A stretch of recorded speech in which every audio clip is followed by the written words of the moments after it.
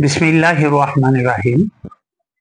প্রিয় দর্শক শ্রোতা, শিশু স্বাস্থ্য চ্যানেলের পক্ষ থেকে আমি প্রফেসর ডক্টর ইমদাদুল হক সবাইকে অনেক অনেক শুভেচ্ছা এবং অভিনন্দন জানাচ্ছি। এর আগে আমি একদিন একটা সচেতনতামূলক একটা ভিডিও দিয়েছিলাম, ইউজুয়ালি বিশেষ করে প্যারেন্টসদের জন্য। বাচ্চাদের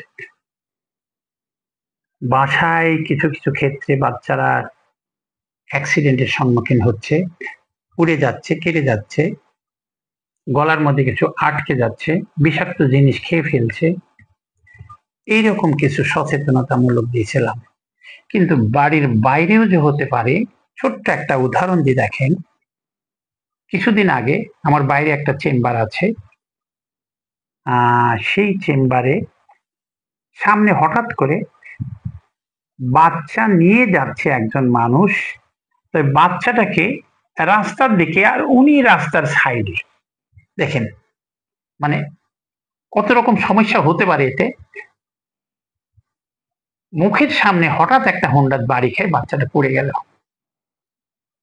আমি চেম্বার থেকে বের হয়ে চলে আসছি, দৌড় দিয়ে বাচ্চাটার কাছে গেলাম। উফ, অনেক বড় দুর্ঘটনা ঘটতে পারতো। হোন্ডালা চলে গেছে, একেবারে একটু ব্রুইশ অ্যাব্রাশন হয়েছে, বাচ্চাটার মাথায় আঘাত লাগলে একটা হেড ইনজুরি হয়, বাচ্চার অনেক বড় ক্ষতি হতে পারতো, হাড় হাড্ডি ভেঙে টুকরা টুকরা হয়ে যেতে পারতো, অনেক কিছু আল্লাহ বাঁচাই দিয়ে দিছে।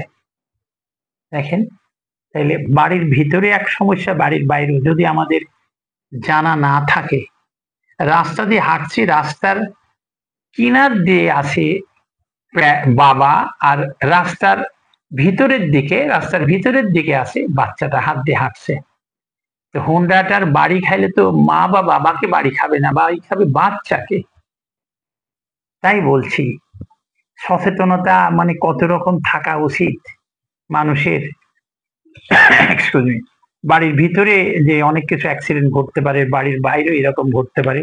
তো সুতরাং আমি প্যারেন্টদের বলছি, একটু রাস্তা দিয়ে হাঁটার সময় দরকার লাগে হাঁটতে পারে বাচ্চাটাকে কোলে নিন, অথবা রাস্তার সাইডে বাচ্চাকে নেন যদি হাঁটতে চায়, এবং আপনি ভিতর দিকে থাকেন।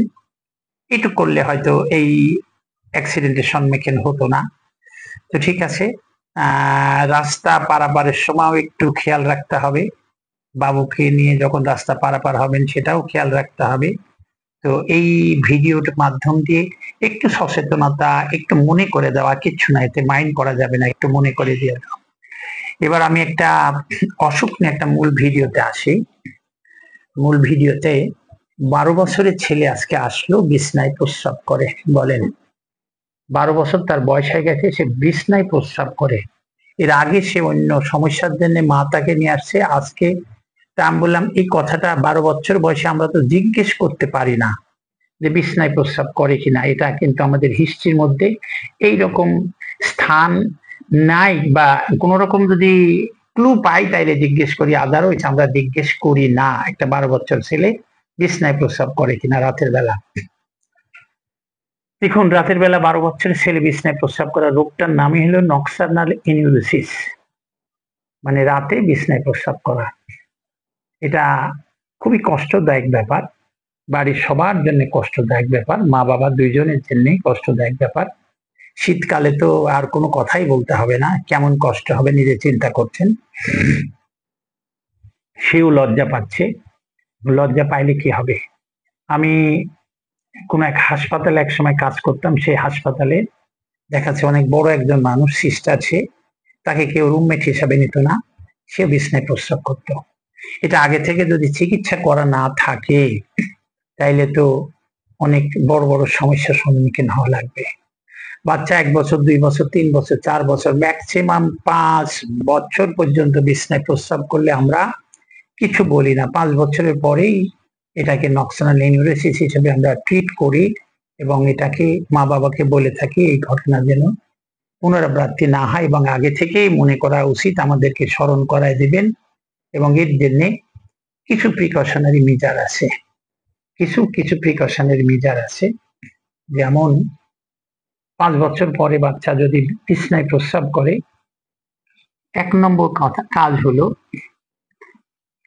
বিছনায় যাওয়ার 3 ঘন্টা আগে খাওয়া পানি সব বন্ধ রাখতে হবে। বিছনায় যাওয়ার 3 ঘন্টা আগে খাওয়া পানি বন্ধ রাখতে হবে। যারা বিছনায় প্রস্রাব করে তাদের প্রায় দেখি বিছনায় গেছে অথবা যাওয়ার মুহূর্তে পানি খাচ্ছে, অথবা ঘুম থেকে জাগা পায় আবার পানি খাচ্ছে। এই ঘটনাটা ঘটছে। আমি বলবো অন্তত 3 ঘন্টা আগে, রাত 10টায় যদি সে বিছনায় যায়, সন্ধ্যা 7টার পরে তাকে আর পানি বা কোনো খাবার দেওয়া যাবে না। পানি খাবে, সারাদিনে প্রচুর পরিমাণে পানি খাক, চিন্তার কোনো কারণ নাই, যা প্রয়োজন লাগে তার সেটুক খাক, কিন্তু সন্ধ্যা 7টার পরে কিছু খাওয়া যাবে না। যাই খাক, এক মুঠ মুড়ি খাইলেও তো একটু পানি খাবে। কেউ আবার 1 গ্লাস দুধ খেয়ে শুতে যায়, সেটাও কিন্তু পানি, তো তরল দুধটা তো পানি আছে বেশি ওর মধ্যে। সুতরাং এই কাজটাও যদি করতে চায় আগে, রাত 11টায় যদি ঘুমাতে চায়, 8টার পরে, রাত 8টার পরে আর কোনো রকম খাদ্য বা পানি দেওয়া যাবে না। 1 নম্বর। 2 নম্বর, সে বিছনায় গেল, আপনারা যখন বিছনায় যাবেন তখন একবার তুলে নিয়ে ওকে একবার প্রস্রাব করাবেন। আর রাত 3টা থেকে 4টার দিকে একটা ঘড়িতে অ্যালার্ম দিয়ে রাখবেন এবং ওকে বলবেন তুমি উঠো। অ্যালার্ম বাজলে তুমি উঠো। যারা দেখবেন বিছনায় প্রস্রাব করে, ওরা ইউজুয়ালি কিন্তু ঘুম থেকে সহসা জাগা পেতে চায় না। ওরা একেবারে ডিপলি ঘুমের মধ্যে থাকে, উঠতে চায় না বা আলসেমি করে, উঠতে চায় না। রাত্রে আরেকবার বিছনা থেকে উঠায় প্রস্রাব করাবেন। আর যত জামা কাপড়, যত বিছনা, যত পোশাক আশাক যেটা নোংরা হবে, যেটা বেড ওয়েট হবে, সেই বেডটা ওকে বলবেন সকালে তুমি পরিষ্কার করবা। সব ভালো করে পরিষ্কার করতে পারবে না, কিন্তু তাকে দিয়েই পরিষ্কার করানোর চেষ্টা করতে হবে, যাতে মাইন্ডে একটা ইফেক্ট আসে এবং কেউ জিজ্ঞাসা করলে যাতে ঘটনাটা একটু খোলাখুলি হয়ে যায়, সে তো লজ্জা পাবে। আর একটা কথা, যদি সে কোনোদিন বিছনায় প্রস্রাব না করে, এর জন্য একটা রিওয়ার্ডের ব্যবস্থা করতে হবে। তুমি আজকে প্রস্রাব করনি, দিস ইজ ইউর রিওয়ার্ড, আজকের জন্য তোমাকে এটা দেওয়া হলো। এই 4টা কাজ অবশ্যই করবেন। করলে দেখবেন মোর দেন 50%, তারও বেশি আরাম হয়ে গেছে। এরপরে তো সমস্যা থাকলে আপনি অবশ্যই এটা একজন বিশেষজ্ঞর পরামর্শ নেবেন, হসপিটালে যাবেন, অথবা পাশে কোনো চেম্বার থাকলে একজন বিশেষজ্ঞের পরামর্শ নেবেন। তো ভিউয়ার্স, আমি আবার বলি, একটু মনে রাখার মতো, 5 বছরের পরে বিছনায় প্রস্রাব করলে নক্সানাল এনুরোসিস, এটা প্রথম থেকেই চিকিৎসা করা উচিত।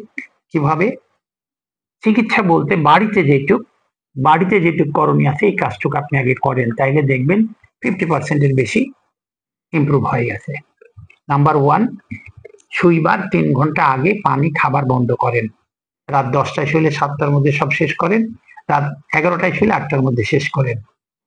আপনারা, মানে আমি বলছি প্যারেন্টসকে, যখন বিছনায় যাবেন, রাত 12টার জানার যখনই যান, তখনই তাকে একবার উঠায়, বিছনা থেকে উঠায় প্রস্রাব করান।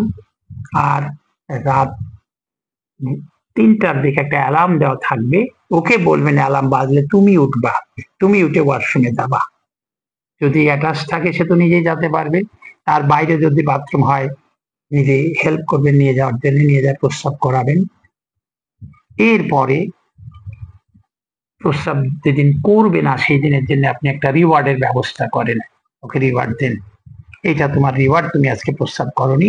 এবং তার যত জামা কাপড় আছে, যেগুলা বিছনা আছে ওয়েট করছে, সেগুলা সকালবেলা ওকে পরিষ্কার করতেন। সে ভালো পরিষ্কার করতে না পারলেও যতদূর পারবে পানিতে ভিজা রাখ, ট্যাপের তলায় অথবা টিউবওয়েলের তলায়, এতে করে ওর মাইন্ডে একটা ইফেক্ট হবে। এইটুকে দেখবেন 50%-এর বেশি ইমপ্রুভ হয়ে গেছে। তো ভিউয়ার্স, আজকে এই ভিডিও নিয়ে এখানেই শেষ করছি। পরবর্তীতে আবার নতুন কোনো ভিডিও নিয়ে আপনাদের সামনে হাজির হব। সে পর্যন্ত আপনারা ভালো থাকবেন, সুস্থ থাকবেন। আল্লাহ হাফেজ। আসসালামু আলাইকুম রহমতুল্লাহি ওয়া বারাকাতুহু।